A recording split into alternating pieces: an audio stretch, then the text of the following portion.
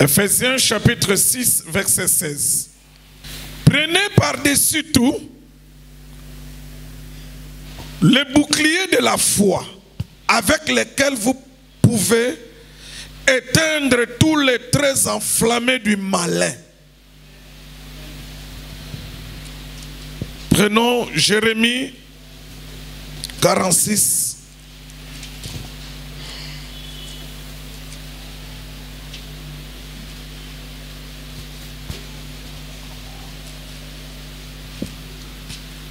Jérémie 46, verset 3. Préparez les petits boucliers et les grands boucliers et marchez au combat. Amen, amen. Amen. Que le Saint-Esprit nous donne l'explication à ces Écritures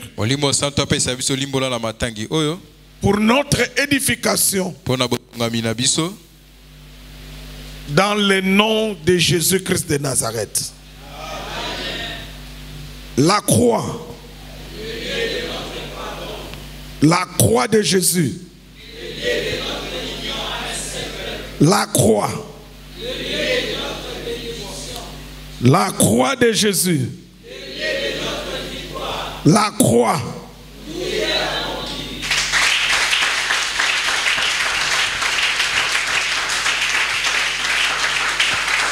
Mettez-vous.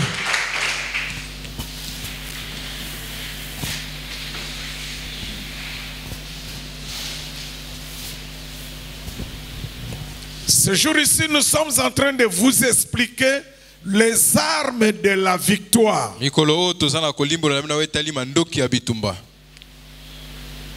Chaque chrétien doit connaître les armes de la victoire.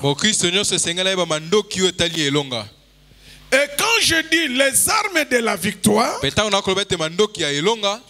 cela ne veut pas dire que ces armes vont te donner la victoire. Non.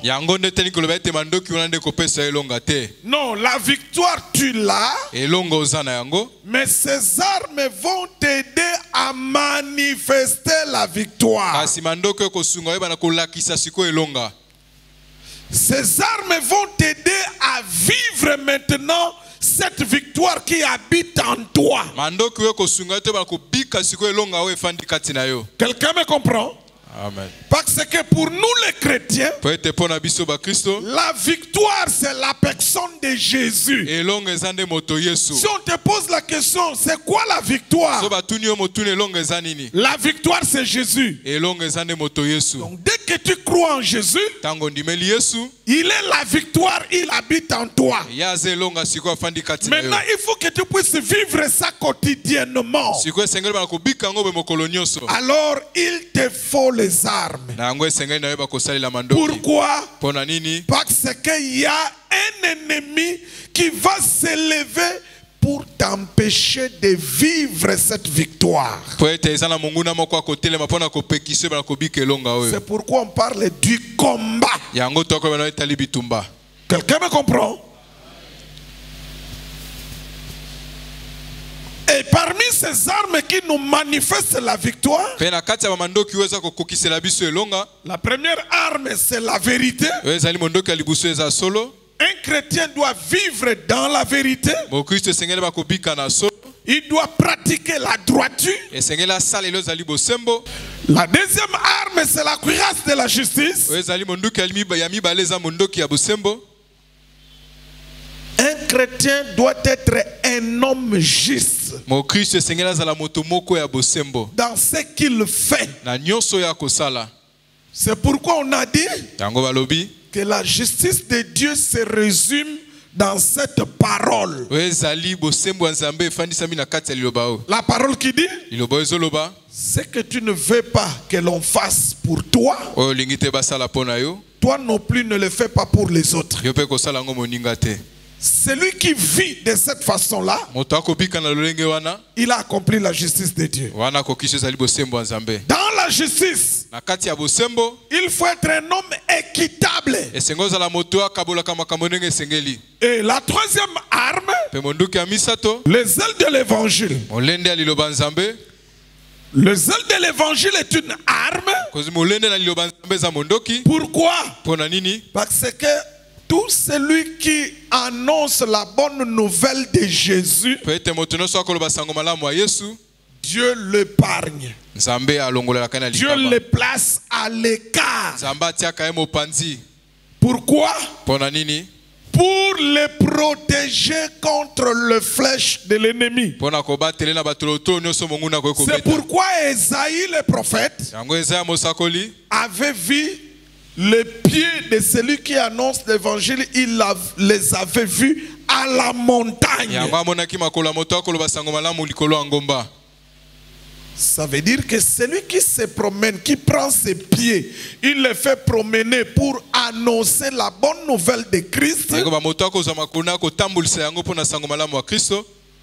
Il sera toujours épargné de beaucoup des attaques de l'ennemi. Pourquoi l'ennemi vous attaque facilement et il a de l'avantage dans vos vies? C'est parce que en eux il n'y a point de zèle d'évangile. Or, si tu n'as pas le zèle de l'évangile, c'est que tu as le zèle pour autre chose. Or, tout celui qui a du zèle pour autre chose, dans les combats, il ouvre une porte et les flèches de l'ennemi vont l'atteindre. Mais quand tu te promènes pour l'évangile, Dieu va te protéger. Il va te mettre à l'écart parmi les choses qui plaisent à Dieu sous le soleil. Dieu aime voir les gens se promener pour partager de son royaume. Et aujourd'hui, on va voir la quatrième arme, qui est le bouclier de la foi. On appelle ça bouclier. C'est la quatrième arme. Mais c'est une arme défensive. Du premier arme jusqu'au quatrième déjà. Toutes ces quatre armes ne sont que des armes défensives. Ce sont des armes, quand tu les as, ça te protège. Jusque-là, on n'a pas encore vu les armes offensives.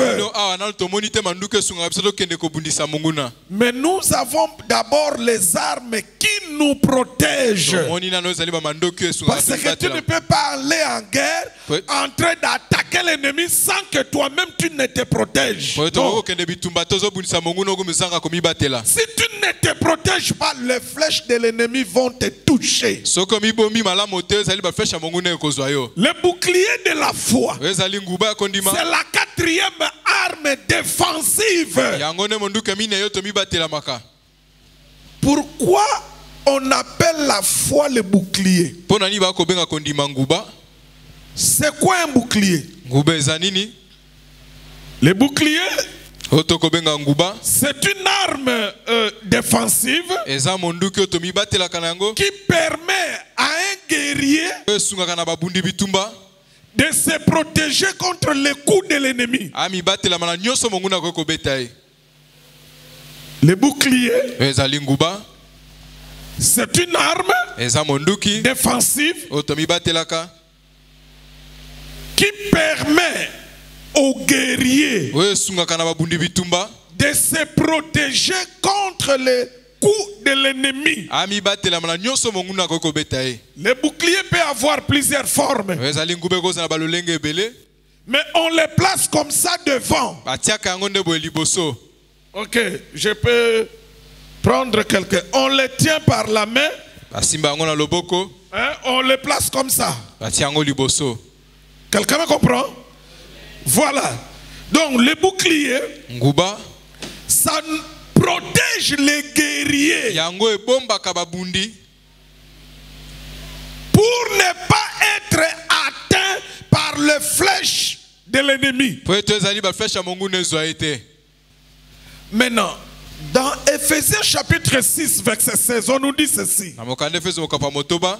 Prends le bouclier de la foi afin d'éteindre les flèches enflammées de l'ennemi. Les flèches enflammées. On dit, prends le bouclier de la foi pour éteindre les flèches enflammées de l'ennemi.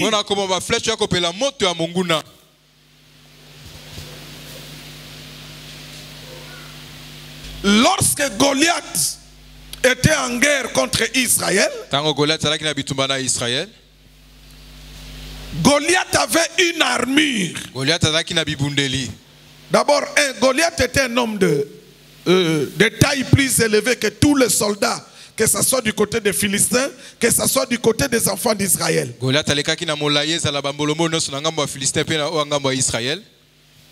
D'abord, sa taille. Et puis il avait l'armure qu'il portait. Et parmi les armures de Goliath, il avait le bouclier. Et c'est une autre personne qui portait ce bouclier-là. Et il marchait devant Goliath. Donc pourquoi Goliath avait le bouclier? C'est pour que cela le protège contre les flèches de celui qui va les combattre. Donc le rôle du bouclier, c'est pour protéger celui qui les porte. Le bouclier, c'est une arme défensive. C'est pour protéger celui qui les porte. Pour que les flèches, les armes de l'ennemi ne te touchent pas. Maintenant, les Écritures disent que la foi, c'est un bouclier contre les flèches enflammées de l'ennemi.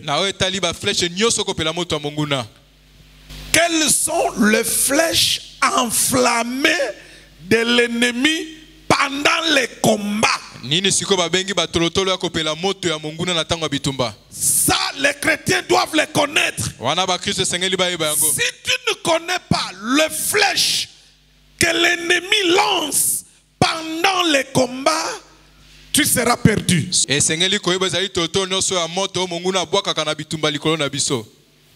Si tu ne les connais pas, l'ennemi va te toucher, et il aura l'avantage sur toi.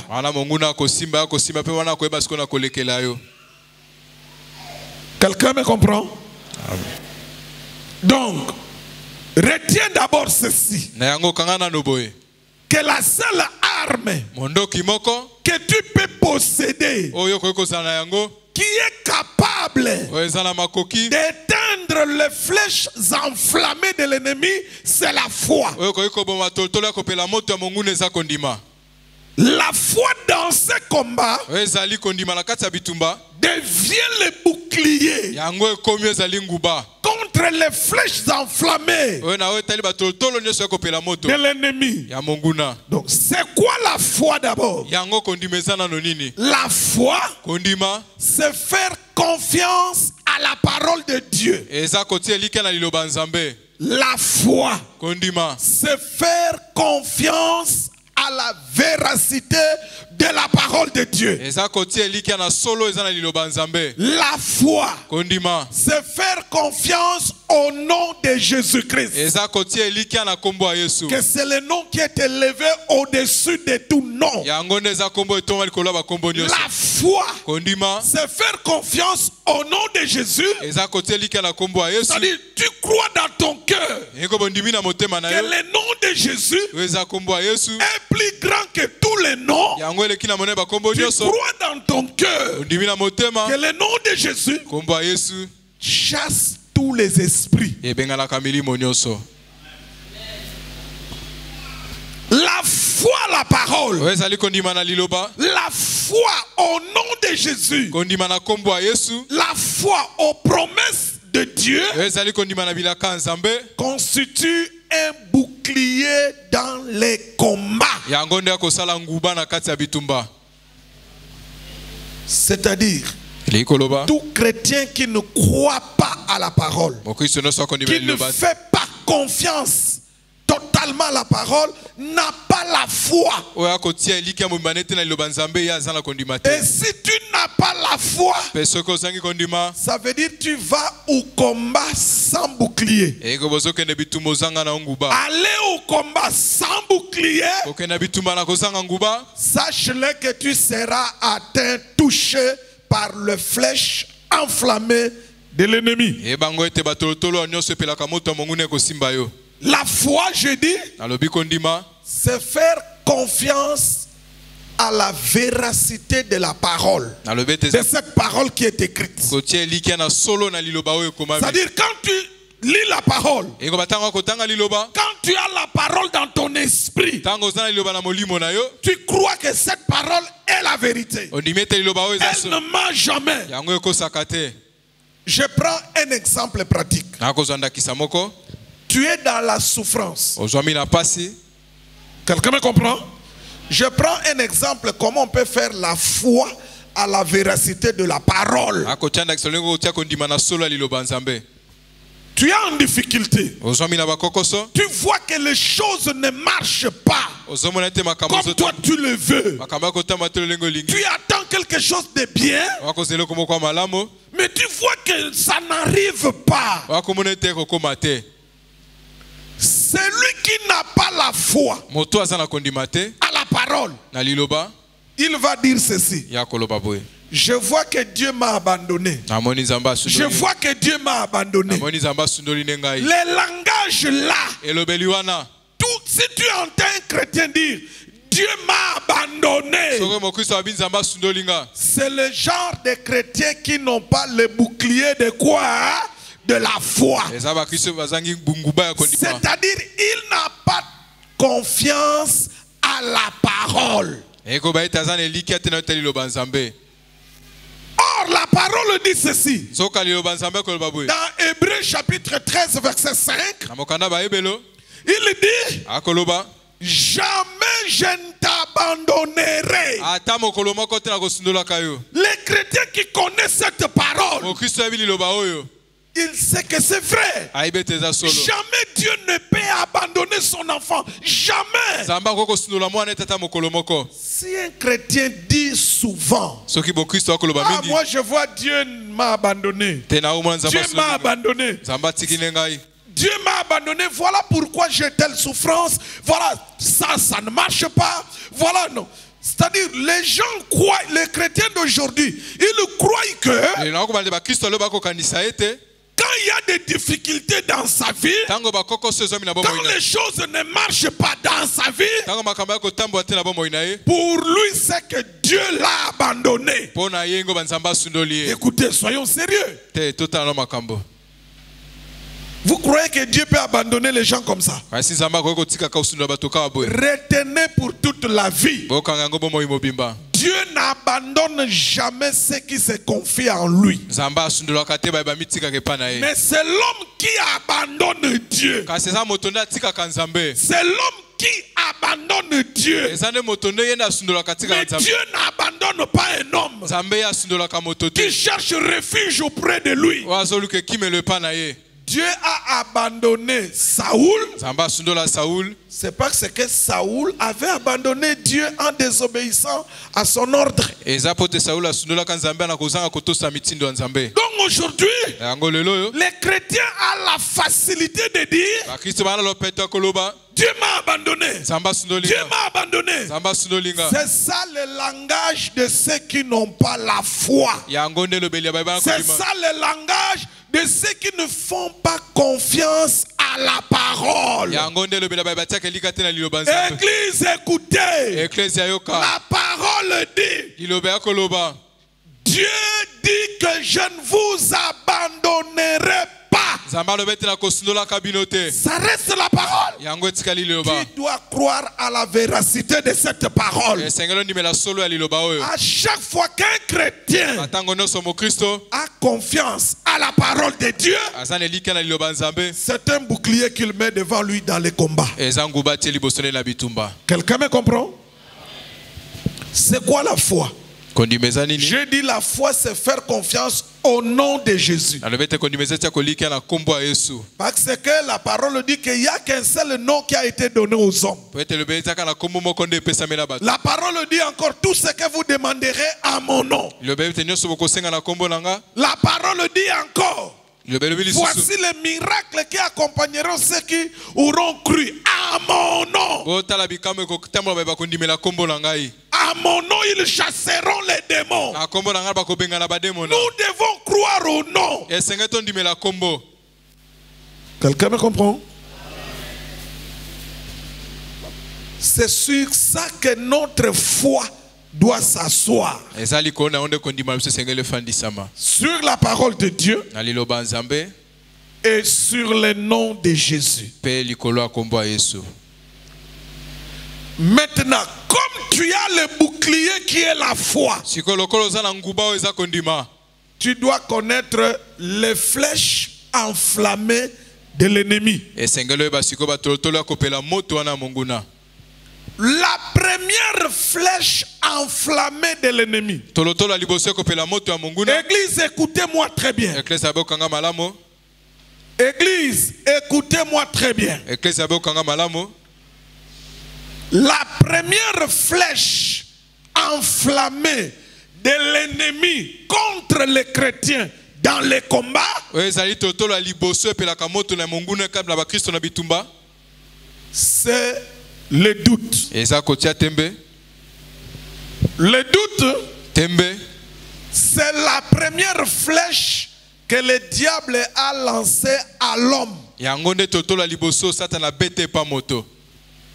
pour enlever la foi dans l'homme.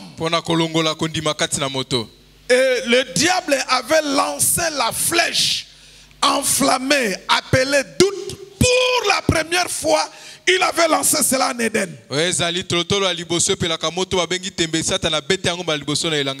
Il avait frappé cela à Ève. Dès que le diable a frappé la flèche appelée doute chez Ève, ça lui a enlevé la foi et Ève était tombée. Beaucoup de chrétiens, ils doutent de la véracité de la parole de Dieu. Dans la bouche, ils citent la parole. Mais au fond du cœur, ils ne croient pas, ils doutent. Il est écrit dans Jacques chapitre 1er, versets 5, 6, 7, 8. Écoute ce que la parole dit. Que si tu demandes quelque chose à Dieu, demande avec foi, sans douter. On donne l'explication. Celui qui doute est comme de l'eau agitée par le vent. Celui qui doute, celui qui doute de la parole, celui qui doute du nom de Jésus, il est comme l'eau agitée par le vent. Et la parole continue à dire qu'une telle personne, celui qui doute, il ne peut rien recevoir de Dieu. Le doute, ce n'est pas dans la bouche, c'est au fond de ton cœur. On te prêche que Jésus est capable de donner à une femme de 60 ans un fils. Tu doutes. Jésus est capable de donner le mariage à une fille qui a 45 ans, 50 ans. Tu doutes. C'est-à-dire le doute, c'est la première flèche enflammée. Et si ça te prend, ça ne rate pas. Demandez à Ève. elle en avait reçu en Éden. Le diable est venu. Il sait que Ève avait la foi de son mari Adam. La foi de Adam et Ève dans le jardin. Ils ne pouvaient pas manger le fruit de l'arbre de la connaissance du bien et du mal. Ils pouvaient manger le fruit de tous les autres arbres. Mais pas le fruit de l'arbre de la connaissance du bien et du mal. C'est comme ça qu'ils vivaient. Jusqu'au jour où la flèche du doute est venue. Le diable a lancé la flèche du doute contre la foi de Ève. Regardez comment il a lancé cette flèche. Il dit à Ève,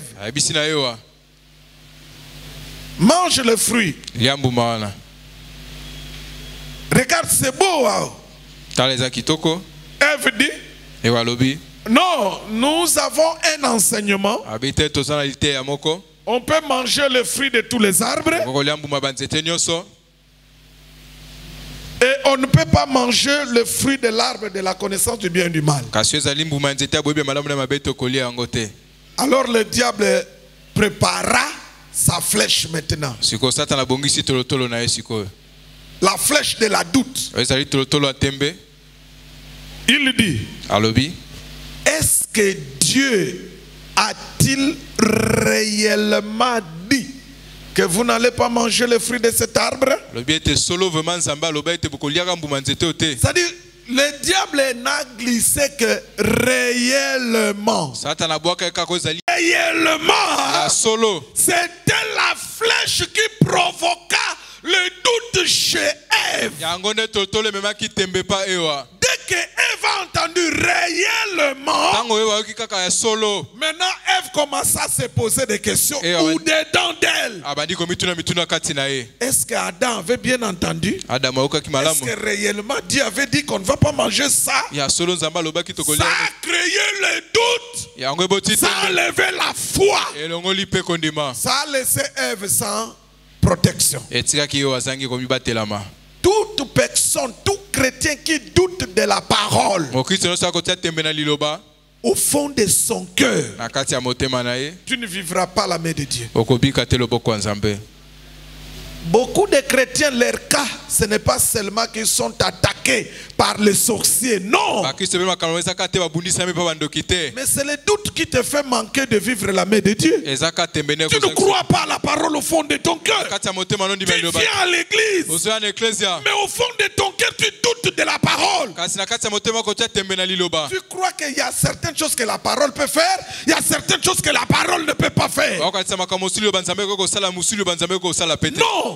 La parole, il faut croire à son entièreté.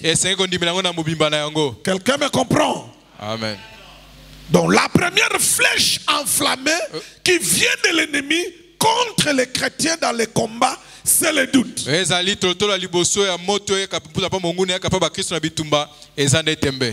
deuxième arme que l'ennemi, la flèche qu'il lance, c'est la peur. La flèche appelée la paix. Pourquoi l'homme a peur? La peur ne vient que par ce que l'on voit et par ce qu'on entend. Souvenez-vous, quand là nous sommes dans Marc chapitre 4 verset 40.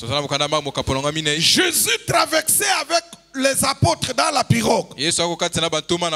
Jésus dormait. Le flot de la mer entrait dans la pirogue. Les apôtres ont eu peur. Ils sont partis réveiller Jésus. Regardez. Comment on sait que les apôtres ont eu peur de la mort? C'est quand ils sont partis réveiller le Seigneur. Écoutez ce qu'ils ont dit au Seigneur. Réveille-toi, on veut mourir.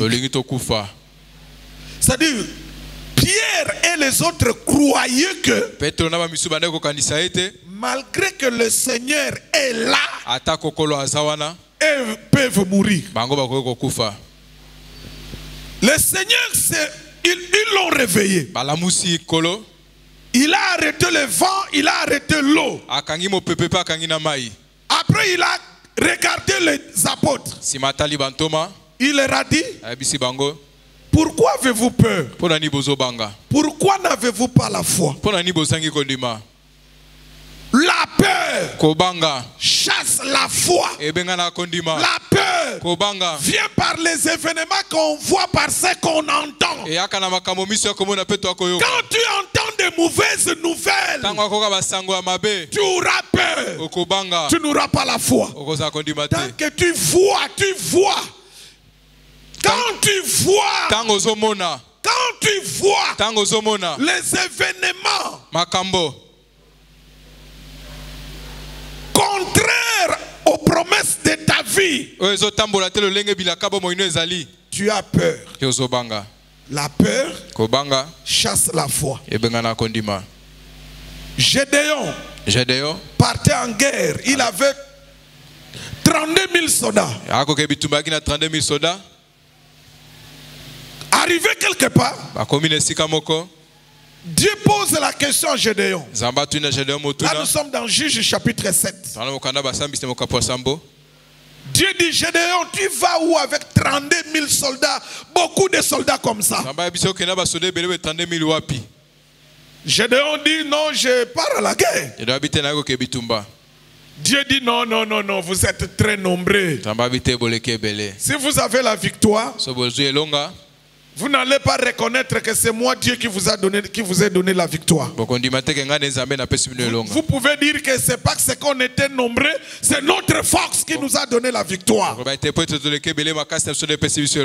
L'église doit savoir que lorsque Dieu ne tire pas gloire dans quelque chose, Dieu ne le fait pas. Les chrétiens doivent les retenir. Que lorsque quelque chose doit se passer dans notre vie, et que Dieu ne tire pas gloire de cela, il ne le fait pas.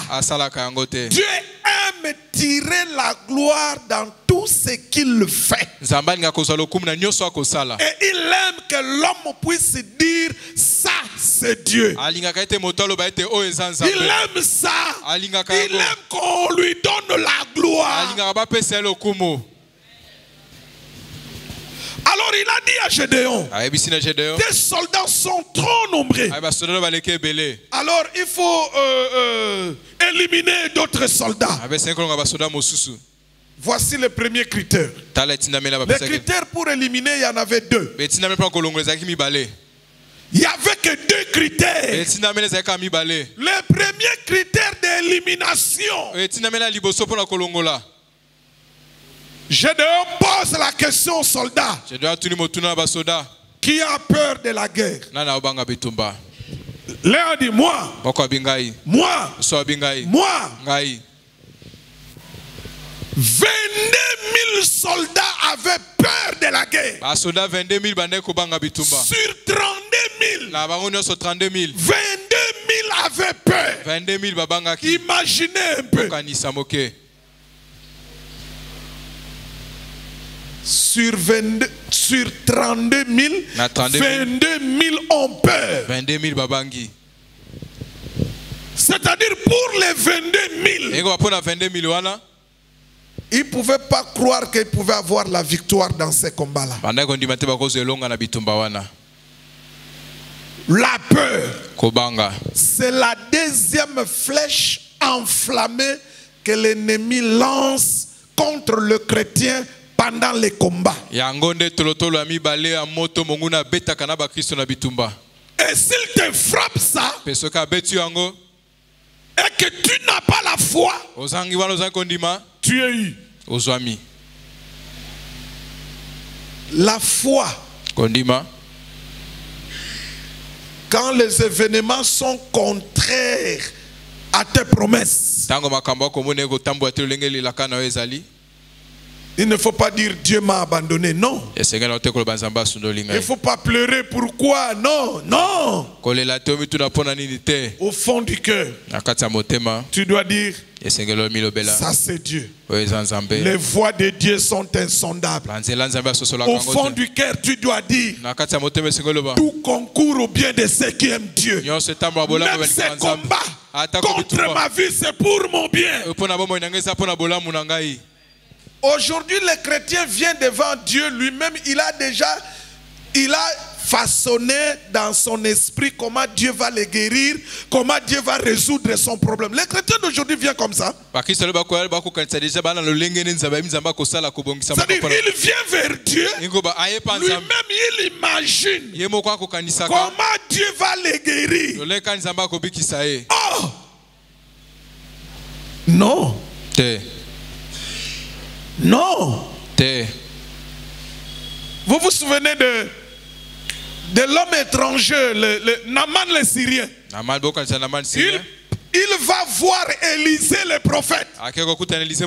Lui, Naaman a de la lèpre. Il va voir Élisée. Élisée dans la maison. Naaman dehors. Naaman dit à son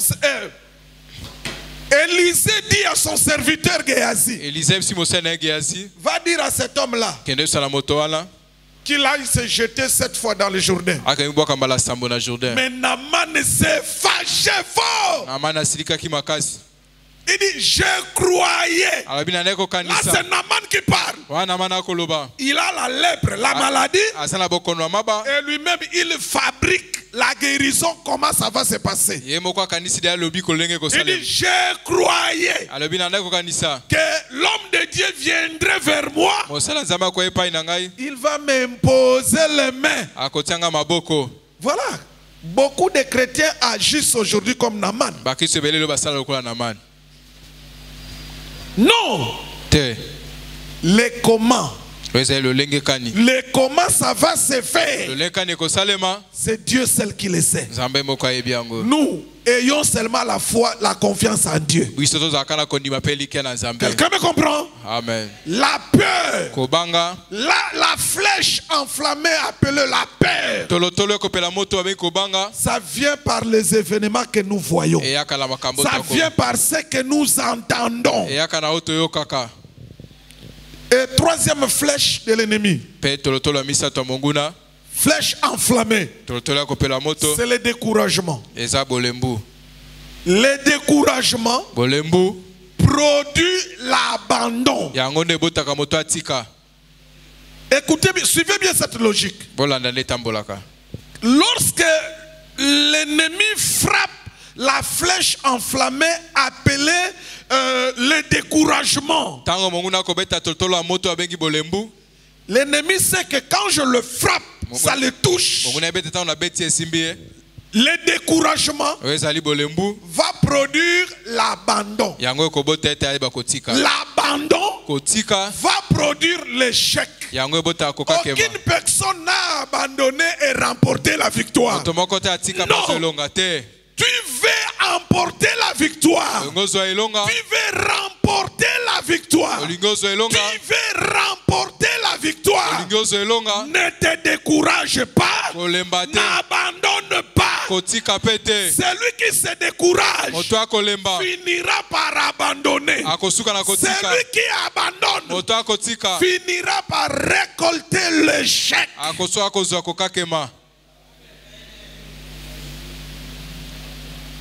La flèche enflammée de l'ennemi dans les combats. La troisième flèche, c'est le découragement. Le découragement, ça vient par ce que l'on vit, on voit toujours. Église, retenez, dans les combats contre l'ennemi, l'ennemi joue toujours avec nos yeux et nos oreilles. Il joue avec ce que nous voyons et ce que nous entendons. Il attaque. Regardez en Éden. Il montre à Ève le fruit. Les yeux. Je crois il est écrit que Ève regarda le fruit et il dit c'était beau à voir et bon à manger. C'est les yeux qui voient. Regardez. Pourquoi ce jour-là, Saoul, le roi Saoul et les soldats d'Israël n'ont pas pu combattre Goliath? Pourquoi? Il y avait que deux choses. La première chose, ils ont vu la taille de Goliath. Ils ont vu l'armure que portait Goliath. Ils ont vu la taille. Ils ont vu l'armure. Ils ont eu peur. Deuxième chose, ils ont entendu les paroles qui sortaient de la bouche de Goliath. D'abord, Goliath commença à dire ceci: vous êtes des esclaves de Saoul. Faites sortir un homme là-bas qui va me combattre. Donc quand ils ont entendu les paroles de Goliath, quand ils ont vu la taille de Goliath, tous avaient peur. Et personne ne pouvait affronter Goliath. Mais le 40e jour, le petit garçon David est venu le 40e jour. Et sur le terrain de combat ce jour-là, David était le 4e fils de son père. Parce qu'il avait déjà 3 grands frères sur le terrain de combat. 3, ils étaient là. Donc lui maintenant, il était le 4e fils d'Isaïe sur le terrain de combat. Et la délivrance est venue avec le 4e fils. Lui, il n'avait pas peur de Goliath. Il a même dit, cet incirconcis-là. Écoute les paroles de David. Il dit, on va donner quoi à celui qui va enlever l'opprobre sur Israël? Celui qui parle là, c'est un petit garçon. Même le roi Saoul a eu peur.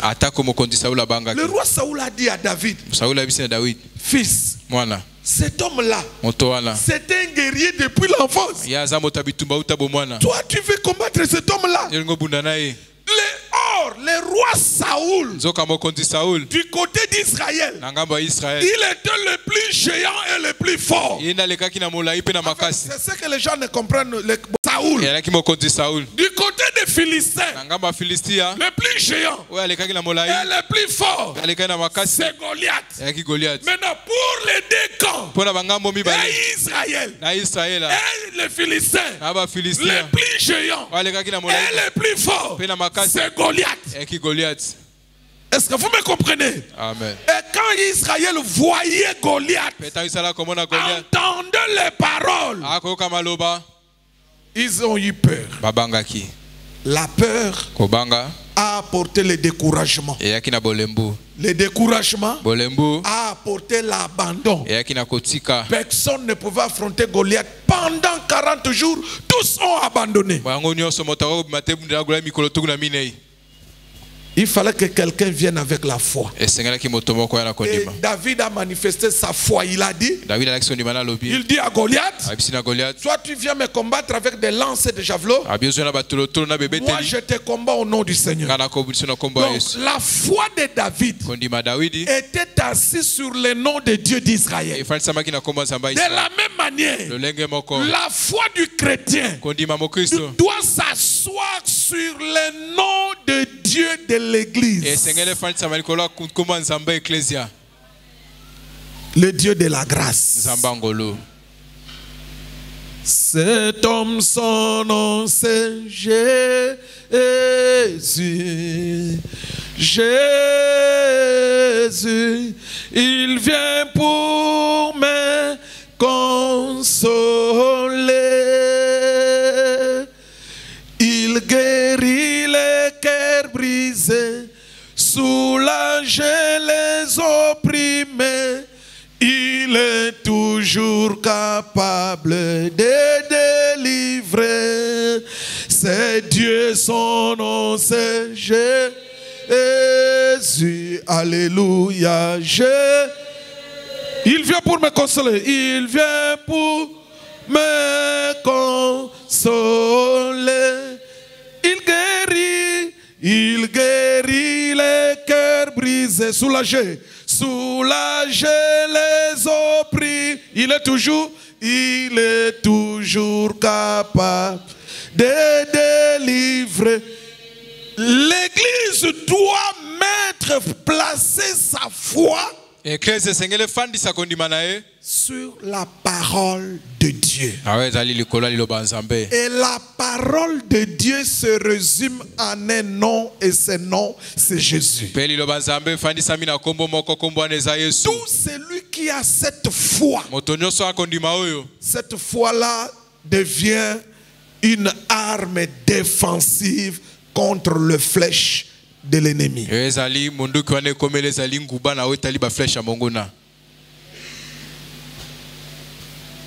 Faites confiance à la parole. Regardez. Dieu dit dans sa parole que quand ma parole sort, elle ne restera jamais sans effet. Vraiment, quelqu'un qui nous rassure de cette façon-là.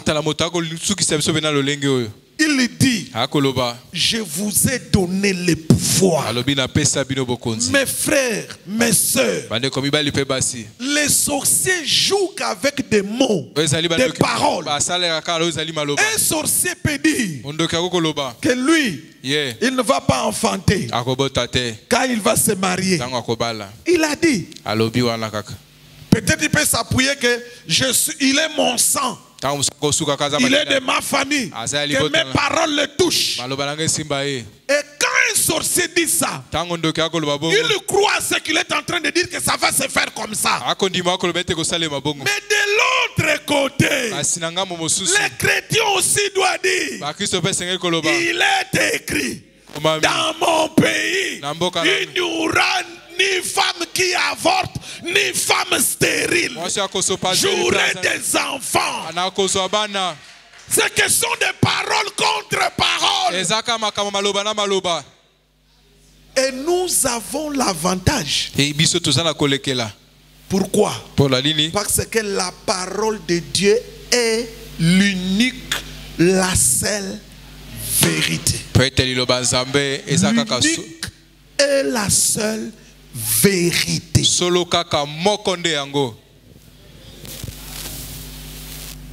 Il y a des noms. La mort c'est un nom. La stérilité c'est un nom. La maladie c'est un nom. La pauvreté c'est un nom. Mais au-dessus de ces noms, il y a un nom élevé. La foi du chrétien doit être posée sur les noms. Au fond du cœur, chaque chrétien doit croire qu'il croit à un nom qui est élevé au-dessus de tous les noms. Si tu as cette foi, c'est-à-dire tu te mets des boucliers dans les combats contre le flèche de l'ennemi. Que le Seigneur dont je suis serviteur, qui est un Dieu d'amour, qu'il sème dans vos cœurs la foi, qu'il chasse dans vos cœurs le doute, la peur, les événements, le découragement. Ayez la foi à la parole de Dieu. Ayez la foi au nom de Jésus. Que Dieu bénisse sa parole.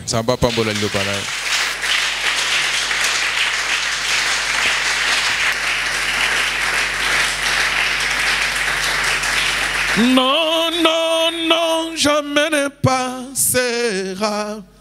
La parole de Dieu jamais ne passera. Non, non. Non, non. Non, non, non, jamais ne passera. La parole de Dieu jamais n'est pas sera, non, non. La parole de Dieu jamais n'est pas sera. Que cela reste gravé dans ton cœur, dans ton esprit. Dieu nous a donné un bon exemple dans la parole. Il dit, une belle illustration, il dit, comme la pluie quitte le ciel, finit toujours sa course par arroser la terre, de la même manière, ma parole, quand ça sort de ma bouche, elle finit par accomplir ma volonté. Mes frères, vous voulez encore que Dieu puisse parler comment? Ne regarde pas l'âge. Ne regarde pas le temps. Ne regarde pas les événements. Regarde la parole. Regarde les noms. Ce nom est capable de faire beaucoup de merveilles. Prends ton offrande.